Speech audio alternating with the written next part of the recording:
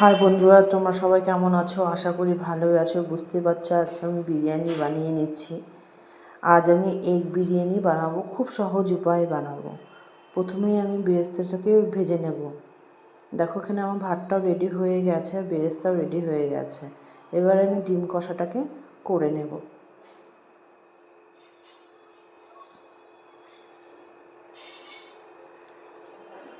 মশলাটাকে আমি কষিয়ে নিচ্ছি। এবার আমি ডিমগুলোকে ভাজিনি, না ভেজে আমি ডিমগুলোকে রান্না করছি। তাহলে ডিমগুলো একটু সফট থাকবে, ভালো থাকবে, ভালো লাগবে আর কি খেতে।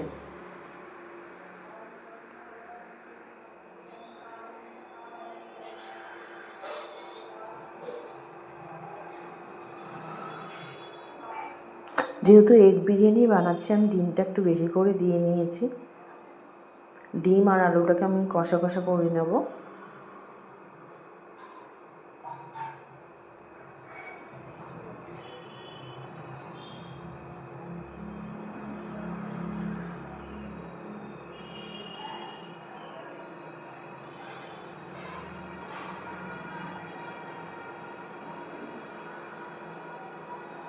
এবারে আমি ডিমটাকে ভালো মতো কষিয়ে নিচ্ছি।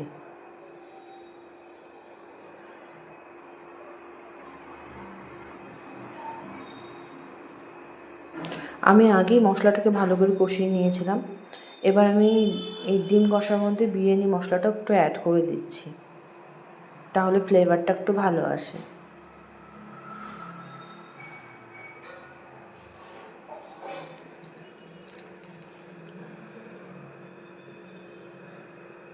আমার ডিম কষাটা প্রায় হয়ে এসছে। এবার আমি বিরিয়ানিটাকে দমে দেওয়ার জন্য রেডি করব। প্রথমে আমি ভাত দিয়ে নিয়ে তারপর বেরেস্তাগুলোকে আমি দিয়ে দিচ্ছি।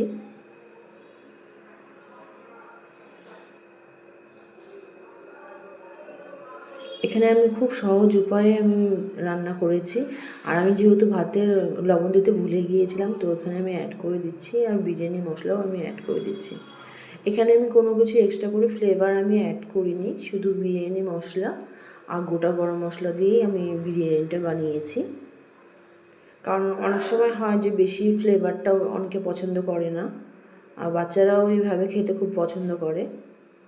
আর আমারও খুব একটা বেশি ফ্লেভার পছন্দ হয় না।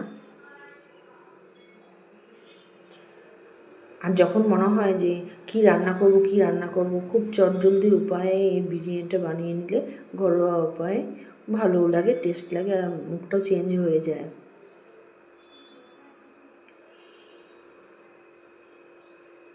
সবাই তো ওই একই প্রসেসে করে, তো আমি ভাবলাম একটু ঘরোয়াভাবে করে দেখি কীরকম হয়, আর তোমাদের সাথে একটু শেয়ার করি যে তোমরা কি বলো। তোমরা কিন্তু অবশ্যই কমেন্ট বক্সে আমাকে কমেন্ট করতে ভুলো না। আর পুরো ভিডিওটা একটু দেখতে থাকো, স্কিপ করে যেও না, একটু পাশে থাকো। দেখো আমার রেডি হয়ে গেছে বিরিয়ানিটা দমে দেওয়ার জন্য।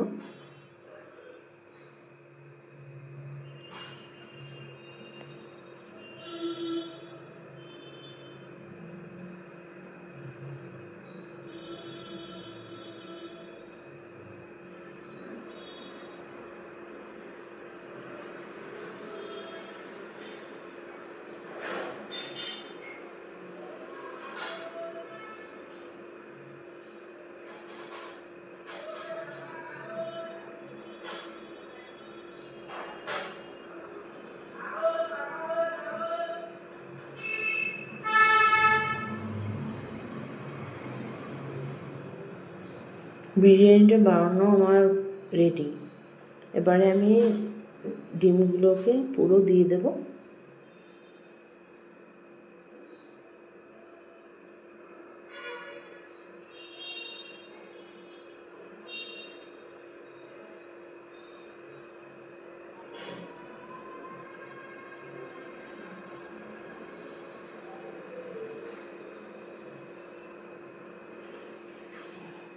তোমরা কিন্তু ঘরে এইভাবে সহজ উপায়ে বিরিয়ানি বানিয়ে ট্রাই করে দেখতে পারো। আশা করি সবারই ভালো লাগবে, বাচ্চাদের তো খুবই ভালো লাগে। অনেক সময় খেতে ইচ্ছে করে না, মনে হয় কী খাবো, এটা রান্না করি, কী রান্না করব। তো তোমরা চটজলদি এই এগ বিরিয়ানিটা বানিয়ে নিতে পারো। দেখো আমার এখন পুরো রেডি হয়ে গেছে। আমি এখন আবার হাত দিয়ে দিয়ে বেরেস্তা দিয়ে রেডি করে নেব।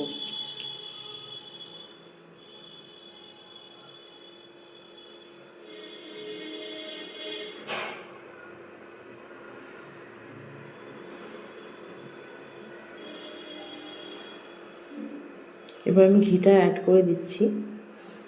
তোমরা কি মানে কীরকম পরিমাণ ঘি খাও সেই হিসাবে দেবে। আমি সেই হিসাব করে দিয়েছি। আর তোমাদের স্বাদ মতো নুন অ্যাড করে দেবে।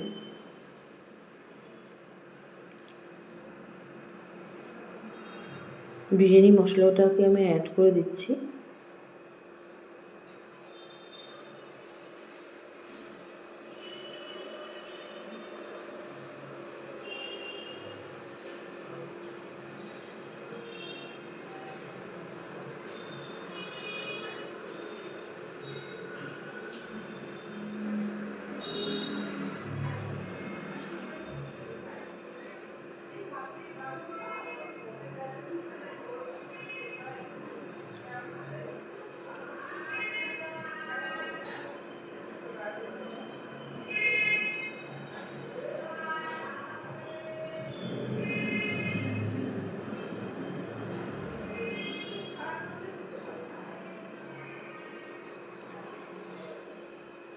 যেহেতু আমি নুনটা ভাতে দিতে ভুলে গিয়েছিলাম, তাই এখানে আমি অ্যাড করে দিচ্ছি। একটুকু বেশি হয় না, একদম তোমাদের পরিমাণ হিসাব করে দেবে, কোনো কম বেশি হবে না।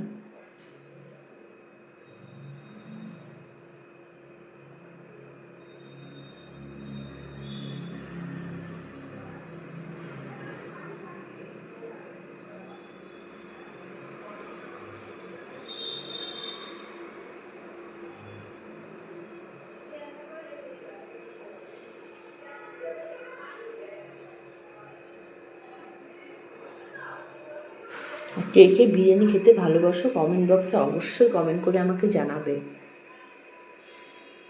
আমি তো খুব ভালোবাসি, আমার ছেলেও খুব ভালোবাসে।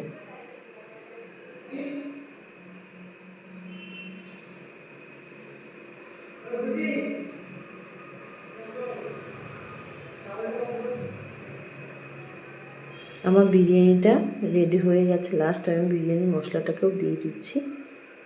আমার এই বিরিয়ানিটা করতে পুরো গোটা একটা মশলা প্যাকেট লেগেছে। যেহেতু আমি কোনো কিছু ফ্লেভার এক্সট্রা করে অ্যাড করিনি, শুধু আমি বিরিয়ানি মশলা দিয়ে আর গোটা গরম মশলা দিয়েই আমি রান্না করেছি, সাথে ঘি অ্যাড করেছি। ওটা তো করতেই হবে।